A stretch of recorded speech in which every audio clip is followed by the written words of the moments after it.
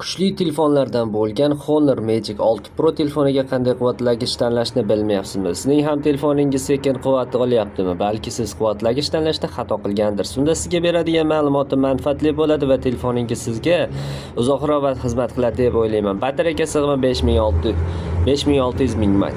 Kremniy uglerod C batareyalar tizimi mavjud. 80 vatt quvvatlagich talab qiladi. 80 vattdan kam bo'lgan quvvatlagich ulash tavsiya qilinmaydi. Bu telefon batareyasini tez ishdan chiqishiga, shishib ketishiga olib keladi. Simsiz quvvatlash tizimi mavjud. 66 vatt talab qiladi. O'zi ham simsiz quvvat beradi. Tezkor quvvatlash tizimi mavjud. 47% ga 15 daqiqada ko'taradi. Oddiy quvvatlash holatida 100% quvvat olish uchun 44 daqiqa kerak bo'ladi. Internetdan foydalanganda 12 soat 44 daqiqa, videolar tomosha qilganda 18 soat 35 daqiqa, o'yinlar o'ynaganda 6 soat 20 daqiqa, kutish rejimida 122 soat, umumiy avtonomik holatida esa 28 soat 35 daqiqani tashkil qiladi. Agarda sizga ham shunaqa ma'lumotlar qiziq bo'lsa, videomiz izohiga yozib qoldiring. Videomiz manfaatli bo'lgan bo'lsa, bizlarni kuzatib boring. Hozircha xayr, salomat bo'ling.